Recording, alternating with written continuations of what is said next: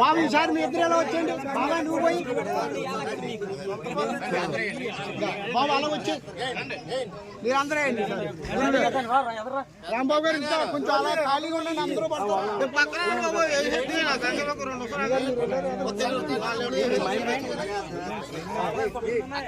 మనకి దేవుడే మన పిడాపరాడు మన అదృష్టం.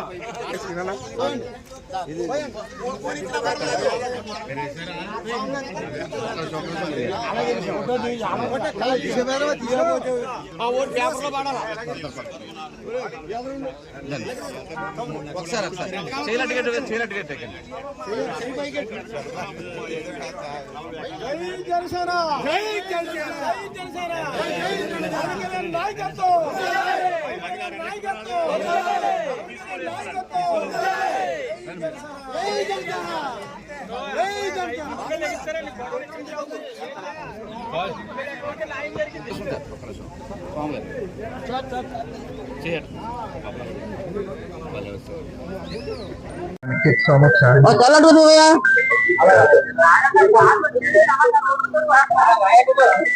ఓకే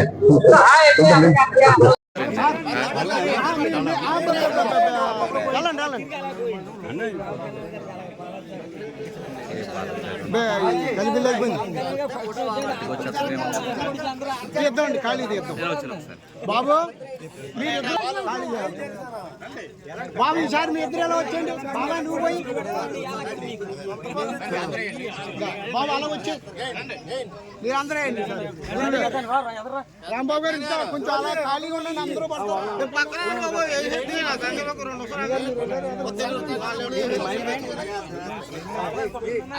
మనకి దేవుడే మన పిడాపరాడు మన అదృష్టం.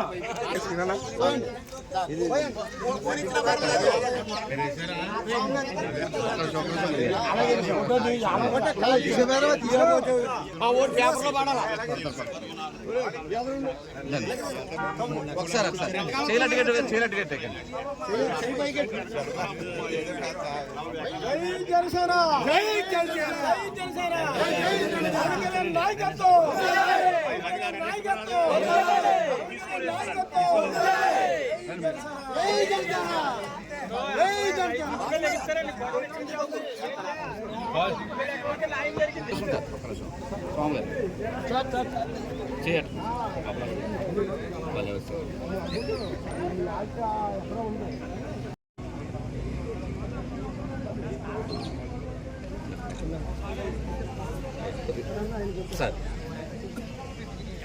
అందరికీ నమస్కారం. ఈవేళ చాలా శుభదినం. ఎందుకంటే ఈ సజ్జ రైతుల యొక్క బాధలు కావచ్చు, వీళ్ళ కష్టాలు కావచ్చు, దశాబ్దాల పోరాటం ఇది. 2 దశాబ్దాలుగా అపరిష్కృతం కాకుండా ఎన్నో సమస్యలు ఉండిపోయాయి. అందులో ఒక సమస్య ఏమిటంటే దశాబ్దం క్రితం సజ్జ భూములు కాకుండా వదిలేసి 2200 ఎకరాల్లోనూ దఫదఫాలుగా రిజిస్ట్రేషన్ పోను ఇంకా 1100 ఎకరాలు రిజిస్ట్రేషన్ కావాల్సిన భూములు ఉండిపోయినాయని ఎలక్షన్ టైంలోనూ దృష్టికి వచ్చింది. తర్వాత వీరందరూ కూడా పవన్ కళ్యాణ్ దృష్టికి తీసుకెళ్లడం జరిగింది. దాన్ని అనేక సార్లు దృష్టికి తీసుకెళ్లిన ధర్మిలా ఈరోజు ఈ ఎన్డీఏ ప్రభుత్వం నారా చంద్రబాబు గారి నేతృత్వంలోనూ మన శాసనసభ్యులు పిఠాపురం శాసనసభ్యులు మరియు రాష్ట్ర ఉప ముఖ్యమంత్రి పవన్ కళ్యాణ్ గారి కృషి ఫలితంగా ఇవాళ ఈ జీవో రిలీజ్ అవడం జరిగింది. చాలా చాలా సంతోషం. ఎందుకంటే ఇది ఒక మేజర్ సమస్య. వీరు అనేక పర్యాయాలు మన పవన్ కళ్యాణ్ గారి దృష్టికి ఈ విషయాన్ని తీసుకెళ్ళటం వెళ్ళింది. మా వివాహ టైంలో కానీ ఏమైనా ఆర్థిక ఇబ్బందులు ఉన్నా కానీ ఏమన్నా చేసుకోవాలన్నా కూడా చేసుకోలేని పరిస్థితుల్లో ఉన్నాం. మీరు మాకు ఉపశమనం కలిగించాలి. ఇది గత 2-3 సంవత్సరాలుగా అంటే ఎలక్షన్ ముందు వరకు అయ్యింది. సాఫ్ట్వేర్ మారిన తర్వాత కొన్ని ఇబ్బందులు వచ్చి మొత్తం రిజిస్ట్రేషన్ ఆగిపోయింది. దీన్ని చేసిన తర్వాత కొత్త ప్రభుత్వం వచ్చినప్పటి నుంచి కూడా అనేక దఫాలుగా మన పవన్ కళ్యాణ్ గారి దృష్టికి ఈ సమస్యను తీసుకెళ్ళడం జరిగింది. అంతిమంగా గత 2-3 నెలలుగా కూడా జీవో వస్తుందని ఆశిత్యం కొంచెంగా ఆలస్యమైంది.